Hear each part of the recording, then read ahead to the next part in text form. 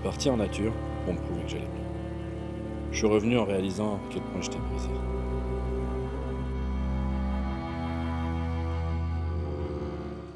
Quand j'ai commencé à préparer cette aventure, j'étais convaincu que ça réglerait mes problèmes. Ça faisait 1 mois que j'étais en arrêt de travail. Je pensais que j'allais mieux. 1 mois, c'est suffisant. Mais je voulais me convaincre que le pire était derrière moi. Alors, je me suis lancé un défi. 7 jours, seul, dans la forêt. 7 jours, avec tout ce dont j'ai besoin sur le dos. Je voulais retrouver ce que j'avais perdu. Ou peut-être me confirmer que je l'avais déjà retrouvé.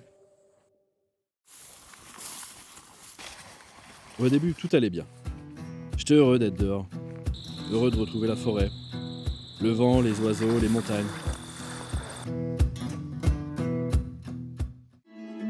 Petit à petit, quelque chose a commencé à se passer. Physiquement, c'était dur. Mais mentalement, ça me paraissait impossible. Chaque kilomètre devenait une décision. Chaque montée devenait une négociation avec moi-même. Et plus les heures passaient, plus je réalisais que je ne marchais pas contre la distance. Je marchais contre moi-même. Et malgré les paysages à couper le souffle, je n'arrivais pas à sortir de ma tête et profiter. J'avais prévu 7 jours, je n'en ferai pas 7. Un échec. Mais la vérité, c'est que je n'avais aucune idée du trou dans lequel j'étais tombé. Je pensais qu'1 mois de repos suffirait. Au final, il m'en aura fallu 8 pour simplement retrouver le sommeil. Alors comment je pouvais espérer revenir à celui que j'étais en quelques jours ? À un moment, j'ai dû accepter la réalité. Pas celle que je me forçais à croire, la vraie, celle qui fait mal. Et cette réalité, c'est que je n'avais plus l'énergie nécessaire pour continuer. J'aurais pu rentrer. Mais tu sais, des fois, il y a des moments où tu sens qu'il se passe quelque chose d'important.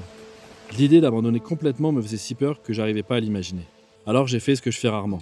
Un compromis, ils appellent ça. J'ai adapté mes attentes. Moins de kilomètres, sans performance, rien à prouver. Lors de cette dernière soirée, quelque chose a changé. Pour la première fois depuis le début du voyage, je n'étais plus en train de me battre. Je n'étais plus en train de me juger, j'étais simplement là. Ça faisait longtemps que je ne m'étais pas senti comme ça.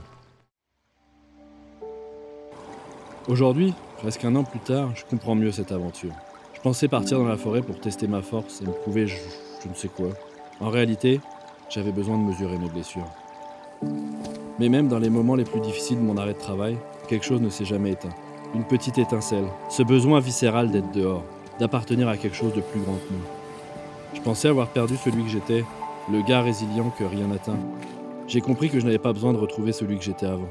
J'ai besoin de faire la paix avec celui que je suis devenu.